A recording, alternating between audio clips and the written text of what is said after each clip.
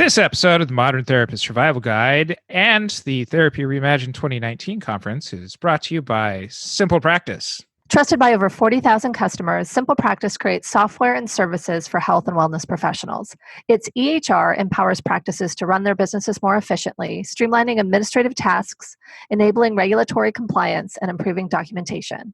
Listen at the end of the episode for a special offer from SimplePractice. This episode is also sponsored by Become a Group Guru. If you're ready to get started with groups, grab your free 5-day group jumpstart guide at becomeagroupguru.com for your step-by-step plan to creating the group your ideal clients are ready to enroll in today. Listen at the end of the episode for more information. You're listening to the Modern Therapist Survival Guide, where therapists live, breathe, and practice as human beings. To support you as a whole person and a therapist, here are your hosts, Curt Widhalm and Katie Vernoy. Welcome back, Modern Therapists. This is the Modern Therapist Survival Guide. I'm Curt Widhalm with Katie Vernoy, and this is the podcast that talks about all things therapist life, personal life, professional life. And we thank you very much for listening to us wherever you listen. If you wouldn't mind going over, leaving us a rating and a review, that definitely helps us out. And one of the long-standing debates that Katie and I have had off the show is, I was born in 1983. And this is something where I'm kind of in that intergeneration gap between Gen X and Millennial. Katie very often says that I'm fully a Millennial, that I am always memeing. I've got the Millennial beard, and yep, it's quite a beard, Curt. It's quite a beard. Today we're going to talk about millennials as therapists, and we're going to talk about this both kind of in the employee aspect, but also in the entrepreneurial aspect. So, get your avocado toast, get your bullet coffee, sit back, scroll through your Instagram, and let this kind of just take over. Wash over you. Yes. So I know that millennials are quickly becoming the largest aspect of the workforce overall. This is very much going to be reflected in the therapy world just as soon. I think some of the statistics that I'm reading is that millennials are making anywhere between 25 and 40% of the workforce right now. And this is quickly replacing the baby boomers as the largest generational workforce. So sorry, Gen Xers, you're still the middle child. And we're still mostly ignored. It's okay. I didn't ignore you now, but as millennials move into this workforce aspect, I hear from some people complaints about the attitudes of how millennials come across, their work ethic. And I think, first of all, referring to this generation as millennials has already become so stigmatized and so charged that, first of all, if you're referring to people as millennials in your workforce, you're making a mistake, because that's just drawing a line in the sand as far as here's a battle line.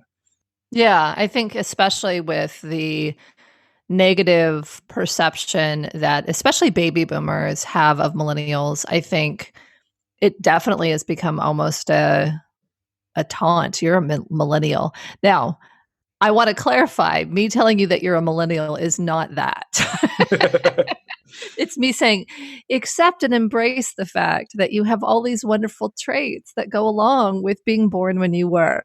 And I think that this is exactly why I wanted to do this episode, and why I think that millennials are going to actually really transform what the therapy world is, because of the opportunities that are really available to us at the time in this world that we've come up. And I'm going to compare us mostly to Generation X, because I know Katie well enough that this is probably the majority of our listenership, as well as people in the Gen X and millennial generations. But I think that there's still some major generational differences that are going to interplay in the way that our workforce really goes about things. Because if I hear the number one complaint about millennials is that they're entitled. Yeah, I hear that as well. Now, being an entitled millennial myself, I want to get kind of your perspective on, why are millennials seen this way? I think for me, I don't know that I've had that perspective, although I can understand folks who have. So I will speak outside of my own personal understanding of it because I really want to clarify. I am not these are not my opinions. These are things I've heard. But I think that there's this idea that really, I mean, to me, it gets summed up almost completely, in my perspective anyway, of why other people might feel pissed at millennials is the book The 4 Hour Workweek. And have you read that book, Curt? I haven't, so I'm Okay. interested in what you got to say. So the 4 Hour Workweek, Tim Ferriss wrote this book, and it really speaks to living life now. And I don't know where Tim Ferriss fits, if he's a millennial or a Gen X or whatever. I don't know his age, and I don't know where he falls. But the idea is that really, if you can work for 4 hours a week and really think about living differently. And so like he would go and live in Costa Rica for 4 months. It would cost him less to live there. He would, he would check his email and get his work done in 4 hours and learn how to scuba dive or something. Like it's something where he was basically saying waiting for retirement is silly because when you're older, if you wait till you're 65, 70 for retirement, you're less able to really enjoy the fruits of your labor. And so he was talking about being more episodic with work, about really getting creative about how you don't work, getting creative about what you own. Do you really own a car? Do you own a house? It's that kind of stuff where it's thinking like, how do I really enjoy my life now? And for me, when I think about that, it's very exciting, but I think as a strong Gen Xer, it's something where I get very caught up in, I need to have my work day. I need to have my work week. I need to think about taking the two weeks of vacation a year. I'm thinking towards retirement. I have to save for retirement. And I think the difficulty I have when I hear somebody, kind of out there doing some of this stuff, like going and traveling to Tahiti or whatever, and they've barely started working, is something where I get a little jealous. And I feel like, why do they get to do that when I'm not doing it? And I think, and that's something where I quickly can understand, like, that's a choice they're making. This is a choice I'm making. But I think it's what for folks who have so solidly kind of locked into, this is what work should look like. This is the structure. I've earned my stripes.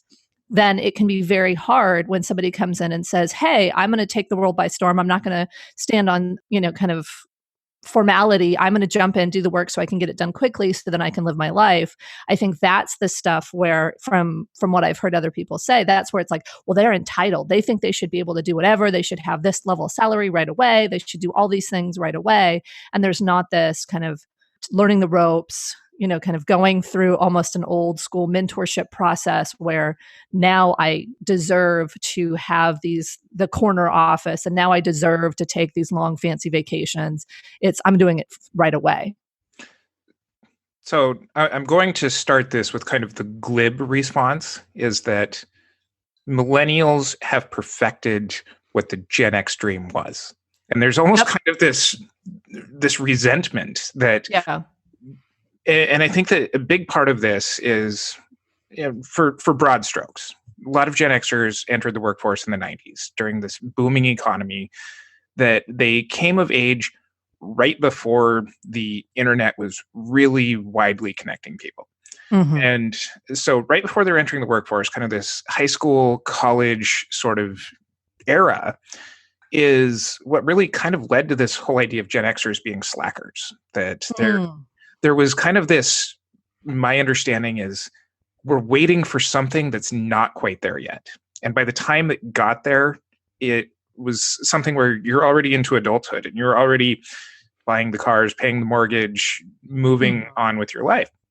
Whereas for millennials, the internet was widely available during your formative years, during middle school, high school, where there's this connection. I remember going home and jumping on AOL Instant Messenger and talking with my friends. But this is something where that connectivity has something to us that we have embraced as kind of an idea that we come together to build things. And a perfect example of this is Wikipedia. Nobody pays anybody to make Wikipedia. This is the kinds of things that have really been embraced by the millennial generation, is to create and connect with things and to refine things to make it better, just out of the sense of wanting to contribute and connect with things. But I think the other aspect of this too is millennials largely entered the workforce not during a booming economy, but during the Great Recession. And so what a lot of the millennials looked at is this loyalty that companies are asking for, that bosses are asking for, this learning the ropes sort of thing, but there was no loyalty because a lot of millennials got laid off. They saw people who had put in a generation of work to a company lose all of their retirement in the matter of a few months. And so this long-term planning didn't really seem to make sense to a lot of millennials, because if that's what boomers are doing and that's what Gen Xers are doing, and there's no reason that there's no promise that it's actually going to be there when you get there, why not live in kind of this episodic life to take advantage of the things that you have while you have them? I think that makes a lot of sense. To me, when I think about when I entered the workforce, I did, it was two segments. One was before I went back to get my master's to be a therapist, and one was afterwards. And there really wasn't that fear that I wouldn't get a job. Like I didn't feel that. I was like, I may not get paid very much, but I'm going to get a job.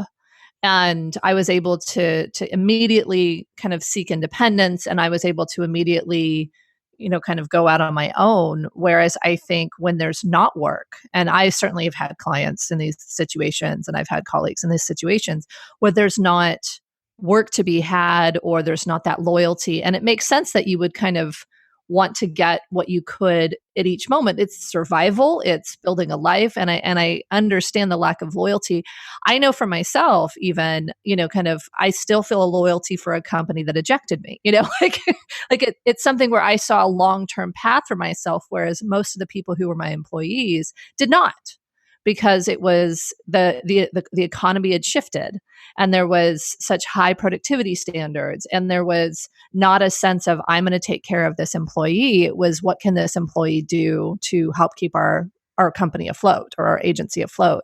So to me, that makes a lot of sense. I hadn't really thought about it in that frame, that it's about, if there's not loyalty to you, if you're seen as a cog in the machine, if you're seen as expendable because you're the newest into, kind of last in, first out, that it would be hard to have the reciprocal, loyalty if that's not. So that makes a lot of sense. And I think that, to me, it helps to bridge the gap. But I think that there's also this piece of, and you talked about this, like this collaborative aspect. I think there's also this piece of separate from loyalty, there's this, and I don't know if this is exactly entitlement, maybe that still fits into that, but there's people I hear talking about millennials who come in and think that they are better than they are, that they think that they know more than they know. It's almost kind of that teenager, they know everything. They feel like they should be able to do work that they're not yet qualified for. They're claiming expertise they don't have. And to me, I don't know that I see that necessarily, because I think in that way, I'm probably more millennial. I came in and I told everybody what they should do. I'm just one of those people, as you know. But that never bothered me, because I like people who are, kind of jumping in and stepping forward. But I think a lot of people, and I think potentially less Gen X and more baby boomers, but like that this notion that these young upstarts are coming in and telling us how to do business, and telling us that we're doing it all wrong, or thinking they have expertise they don't have. So explain that one to me, Curt.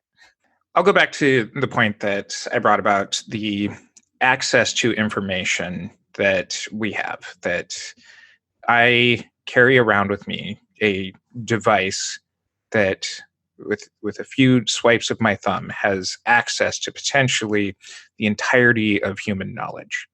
That sounds so fascinating. It does sound fascinating. I also use this device mostly to look at cat videos and share memes with people. But having access to this kind of information allows for people of all generations, but since millennials are kind of the tech pushers, of having access to information does not necessarily translate into experience. And so there's kind of this conceptual idea of knowing how things should work based on the people who've done research, written articles. And when you look at the way that millennials operate in the world, and this is, transcended to other generations too, but before we buy things, before we go into things, we research them and get other people's opinions before we make our ultimate decisions. And we largely do that with conceptual ideas too, as it applies to our work, that there's kind of this good enough sort of aspect of, I know enough about this to make a strong recommendation, that without the resume experience that goes along with it, that has been the traditional way of earning your stripes, of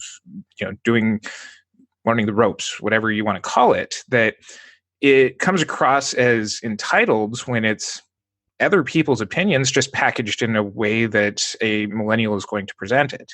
Now, some of that does need to be refined through more work aspects, more work experience.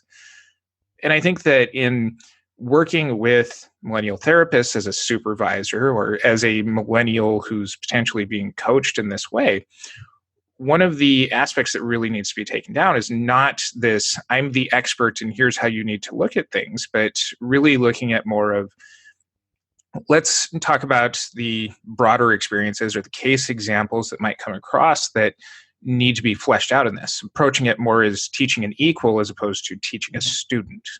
Okay, so we're into the advice portion. So for supervisors, you're saying this employee or associate, pre-licensed, provisionally licensed associate who comes into your office and is in the process of earning their hours to be supervised and you have 20 years of experience, that you approach it as an equal.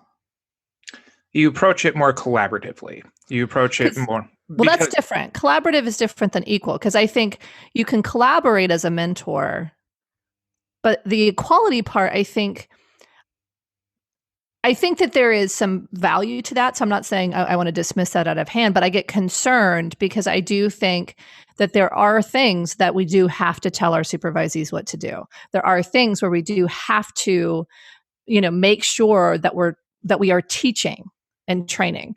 Now, I think collaborative and experiential is better. That's how we do our conference, right? Like, I don't think we're just going to be talking at people, but the idea of equal, I think that's where Gen X and baby boomers may bristle, is that aspect of it, because I think there is a responsibility. They are working under your license. And so I think there does need to be this idea of, I am the person that is coming from the place of knowledge, and I want to collaborate with you to sort all of that out and bring in your fresh ideas. I think that's good, but I don't think it's like, whatever you think, you're an equal. And I think that that's really where, if we worked in a profession where it was about specific metric outputs, in other words, that it needed to provide a repetitive sort of, creating a widget or creating a certain number of widgets, that really was more of any sort of mindless cog in the machine worker could do that, then here's how you do your job is an appropriate type of management for that. But that's not what therapy is. Therapy is a lot more of the value of the person who's in the room. And as the therapy generation, and really having that interconnectedness with our peers, and oftentimes with a lot of our teachers and our mentors growing up, is it's got to have that value aspect of it that really needs the encouragement to manage this kind of workput, this more values-oriented kind of work. The creativity gets a lot more encouraged by fostering choice in it, as opposed to here's how you do it. And I don't know if I totally agree with that, though. I think that there are a lot of things that you have to tell someone how to do as a therapist. I think you need to tell them how to do paperwork. I think you need to tell them how to schedule their appointments. I think you need to tell them how to do EMDR. Like there are, evidence-based practices. There's a lot of stuff that you just have to tell someone how to do. And the reason I'm saying this so strongly, Curt, is that I have seen really, and not even a millennial, this was, Gen X or baby boomer person, where I gave her free rein and said, hey, this is what you have to do, like outcome. This is the outcome of the work. Get creative. And she hid out because she had no idea what to do. So I think that we don't want to go so far the other way. I understand that it's not you're a cog in the machine, but evidence-based practices, you are taught what to do.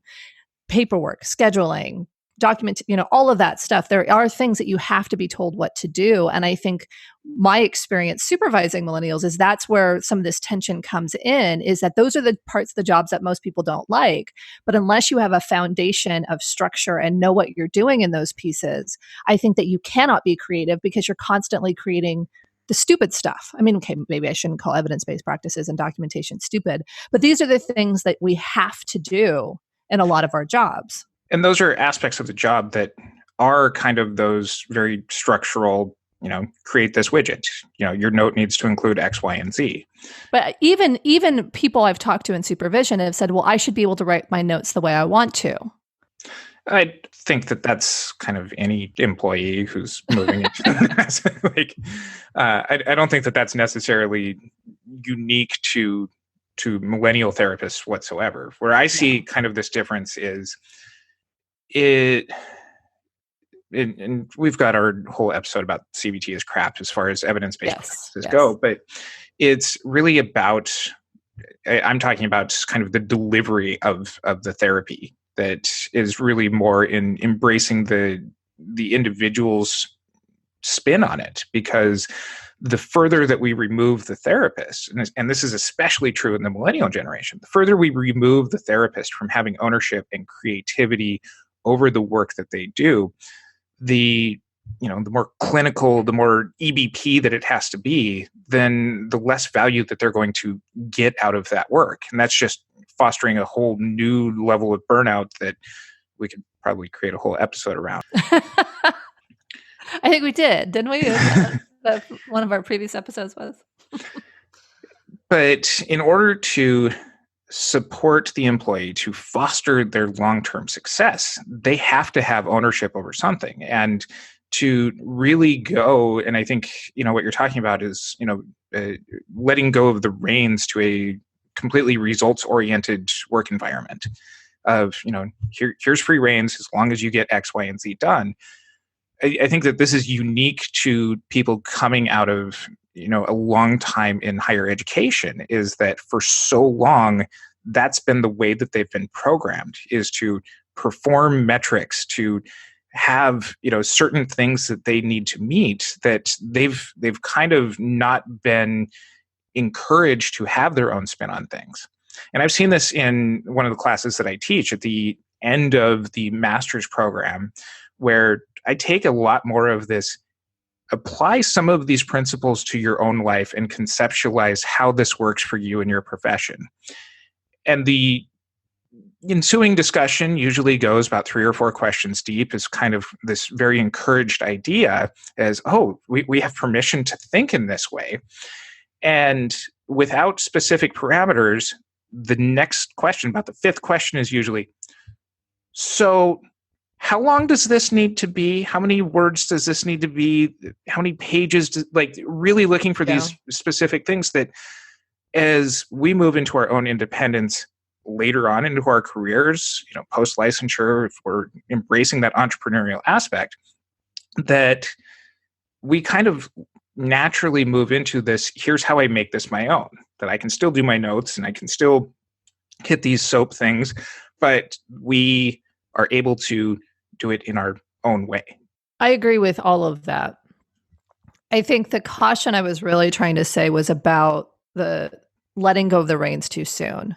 Because I think this tension that we're talking about, where it really is like this teenager kind of thing where it's like, I want to be independent, but tell me what to do.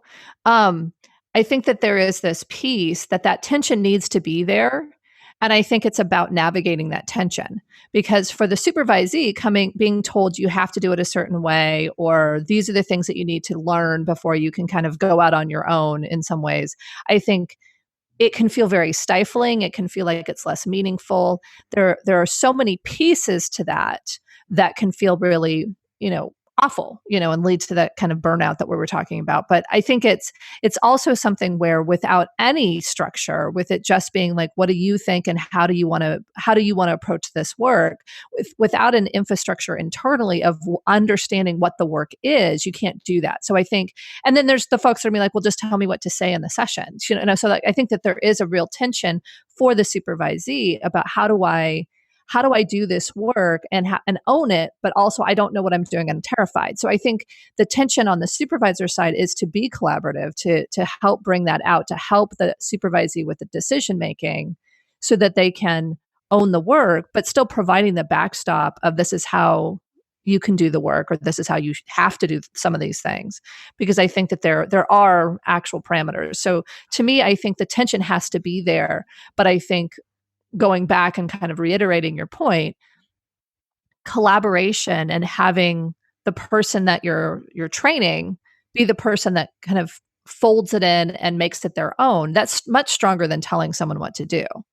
Yeah, and I think, part of what you're talking about is it's a unique part of a therapist development where they're really looking for these, very structural things. Tell me what to say. Where do I put the Kleenex box?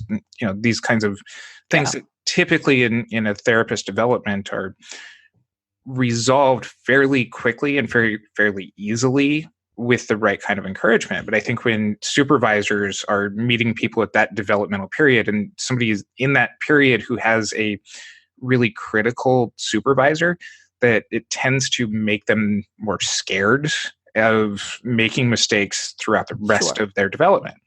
Yeah.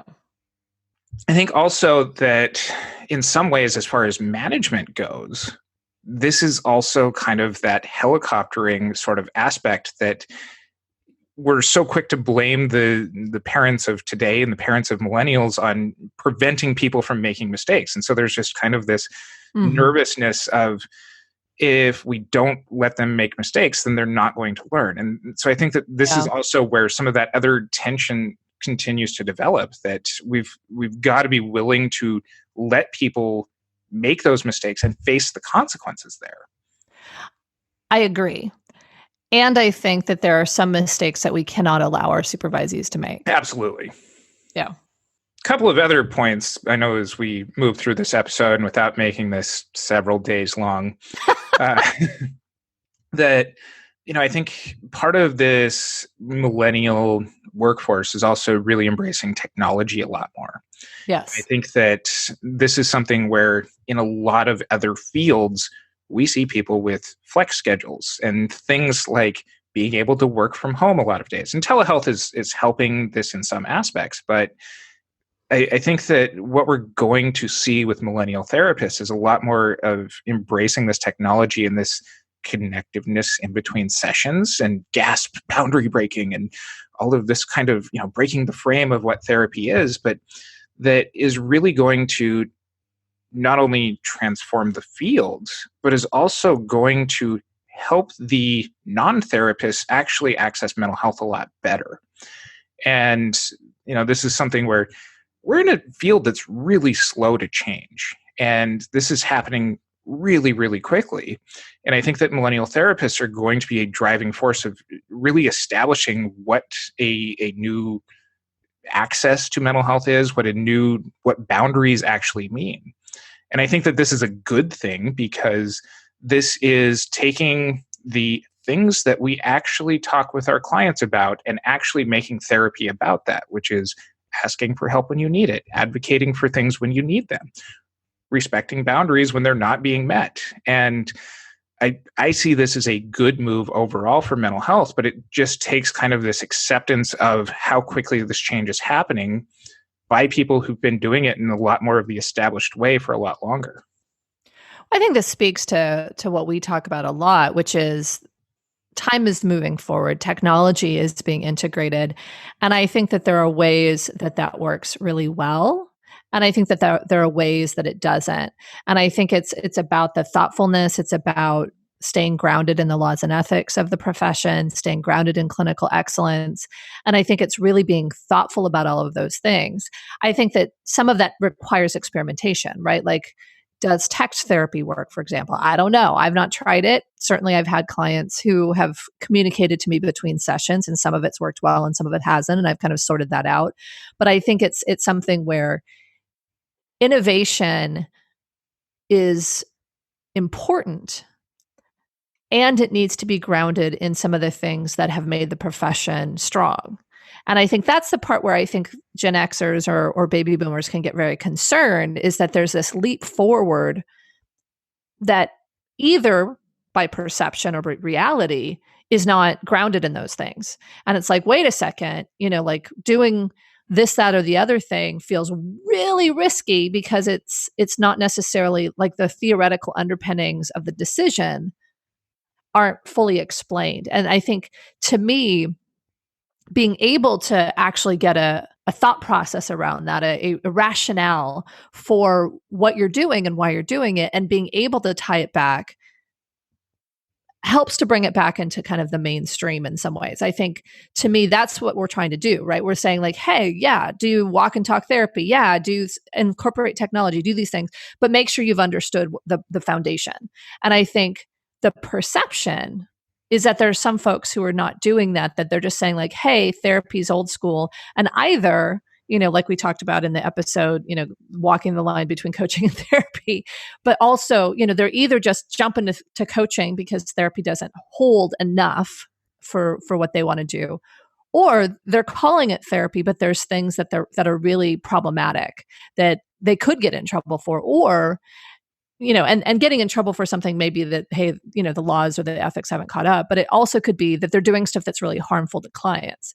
And so I think that's the part that feels a little bit like the Wild West of like, hey, we're becoming innovative, we're becoming entrepreneurial, we're doing these things. But unless there's some of the infrastructure that supports like, hey, this actually has a solid rationale, I think that would be something that would be hard. I'm glad that you bring up that the laws and the ethics probably aren't changing fast enough to really do this. And this might be a really wild swing coming from me, having argued the differences between coaching and therapy so much and those lines. But I think that as coaches become stronger and more prevalent, that therapy is really at risk of being left behind, at least in the entrepreneurial private practice sort of market, if we don't start embracing some of these ideas a lot more quickly. And I think that oftentimes not only are the laws and ethics not quick enough to change, but also the research around this isn't quick enough to actually reflect what's happening in the real world. Because what's happening in the real world can't always necessarily be replicated in a study. And the people who are doing the studies produce what is replicable, but not necessarily reflecting, and by the time it gets published, we're seeing articles out now about Facebook's influence on therapy. We're not getting out into, well, here's what's happening, with Instagram and I read something recently about how the true new poets of the 21st century are Instagram therapists. And this is, a really cool, unique thing that has brought a lot of people and a lot of ideas out about, what it is to talk openly about anxiety and depression and about getting resources through a infographic. And I think that this is the kinds of stuff that the laws and the ethics are reluctantly agreeing fit within these parameters. I agree that there needs to be a basis in something, but the something that is there that's established the research and everything else isn't necessarily what's happening now in the current moment. And being able to utilize the tools that are available to us to have, what's happening in the current moment be addressed is a risk that I think a lot of people are taking and are probably succeeding more often with than are harming people, but we are, very much a profession that has been, don't harm your clients. And I think that we're essentially throwing out the baby with the bathwater with this. I don't know if I would agree that there's less harm most likely being done. I really don't know. It's not like I'm saying I disagree. I don't know, because I think that there's a lot of things that happen behind closed doors. As a therapist who's worked with a lot of folks who've been in a lot of other therapy, I hear a lot of really awful things that people are doing in the name of, defining their own boundaries or doing, innovative things. So I think it is important that we're cautious and we think about doing all the things that we talk about: deliberate practice, consultation, making sure that you're not hiding in a hole and it's just you and your clients there. Like, I think it's important that you really want to make sure that you're doing good work. But I do agree that there are going to be times when pushing the envelope is important.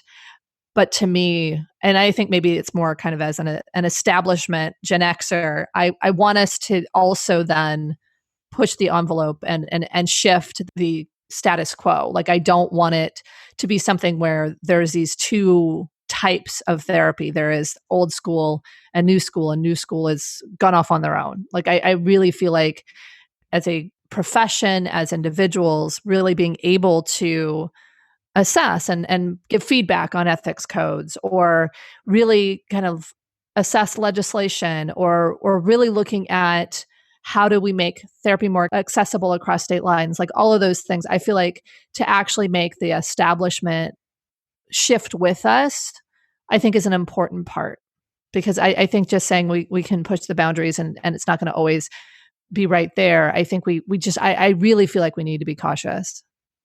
I agree.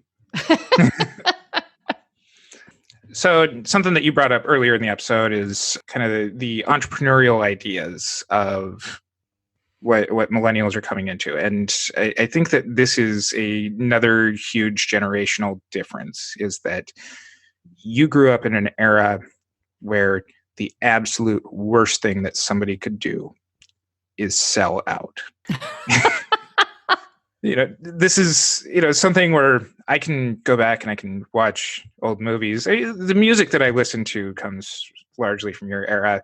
Real Big Fish's songs sell very out. Old right now. But, this is again something where, that was maybe a sprinkling of the influence of when I was growing up, is, don't sell out, man. And then what we watched your generation do is grow up and sell out. That this is something where, if we're going to follow in your footsteps, what we witnessed is people come up with ideas to sell them to the next bigger company. Come up with this thing and Google will buy it. And this then becomes kind of the defining aspect of what your meaning is, what your worth is if I can come up with something and either mass market it and sell it to a large group of people, or create something that somebody else is going to invest in and take it over, and then I have the rewards for that. This is now kind of what the millennial generation's goal is to create something that is successful. And it's never been more successful than in the last 15 to 20 years with the use of things like YouTube and social media, where we can create things and people will buy them and follow them, and however many followers that you might have. But that in and of itself is now the goal of the generation. I mean, that's obviously very entrepreneurial, and I don't know that I agree that my generation sold out, but I appreciate that perspective. I think the piece that I'm hearing, and I think the piece that where the tension comes in, is actually the sales part, because I think part of selling in a more traditional way is guaranteeing results, is saying how you're the best and that kind of stuff. And I think that there is a piece of that when that comes into therapy that obviously is illegal and ethical, to say I'm an expert when you're not, or to promise results and that kind of stuff. But I think it's that piece of going into that space with that mindset of I'm going to create something amazing and someone will buy it from me, I think is so different than how therapy has traditionally been marketed, right? Like there's, or even any of the related things that therapists might do, whether it's a book or a workshop, or, kind of the old school, alternative revenue streams, right? Mhm. And so when someone is talking about, I'm an expert in working with eating disorders, and like they're not even licensed, I think that's the part where it gets to be an issue. Or that like, hey, I'm not going to get licensed. I'm going to be a coach and I'm going to build this gigantic course on something. And I don't necessarily have the experience that the person that's been in practice for 20 years does, that wants to also create that same course and just hasn't done it. So I think that's where the tension comes in. And I think that, we could talk for days, and we're like pretty deep into this episode. We probably should finish. So maybe this is a whole other conversation about, different ideas around passive income and selling things.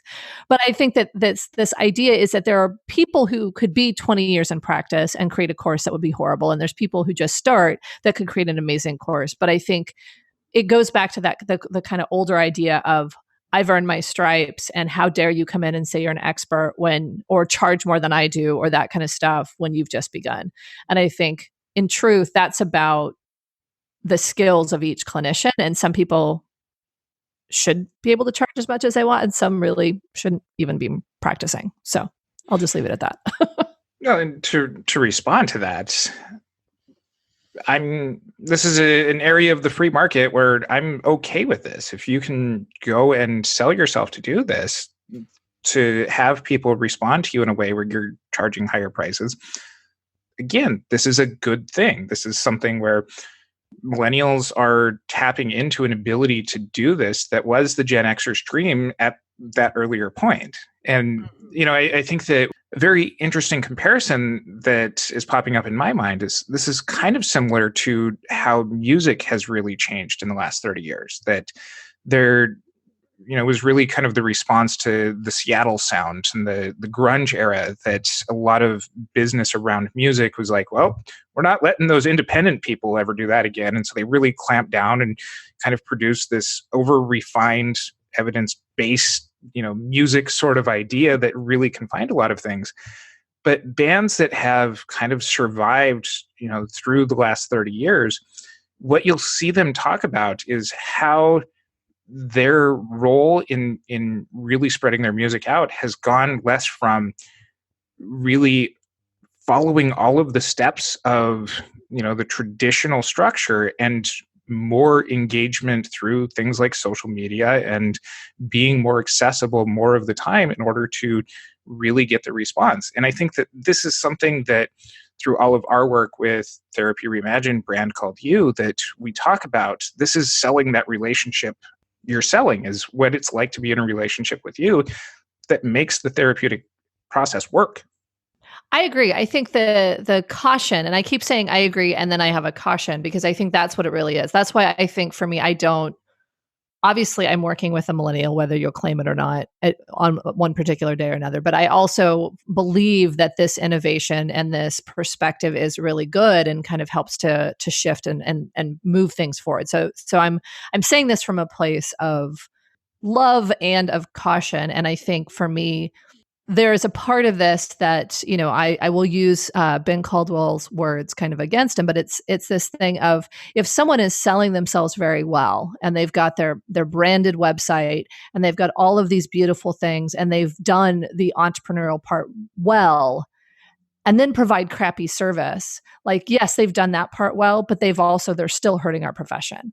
And so I think it's something where the caution really comes into, how do we as a profession make sure that we are incorporating the innovation, the branding, the marketing, all the entrepreneurial pieces in, while still holding high standards? That's all I'm trying to say.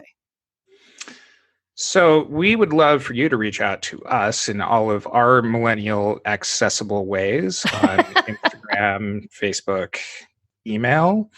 Phone? No, don't call me. I won't pick up. Don't at Katie, but you can at us. We'll include links to all of our social medias in our show notes. You can find those at mtsgpodcast.com. And while you're there, you can check out the Therapy Reimagined conference. It's going to be here in a couple of months, October 18th, 19th. Super excited to be teaming up with SimplePractice. They're taking care of CEs for basically if you're a master's level therapist anywhere in the United States, SimplePractice is taking care of education credits for you. It's in universal. We're collaborating. We're collaborative with them. You can also collaborate with your family and make it into a vacation because it's literally across the street from Universal Studios. You can turn at least some of it into a tax-deductible vacation. Woohoo! And until next time, I'm Curt Widhalm with Katie Vernoy. Thanks again to our sponsor, SimplePractice.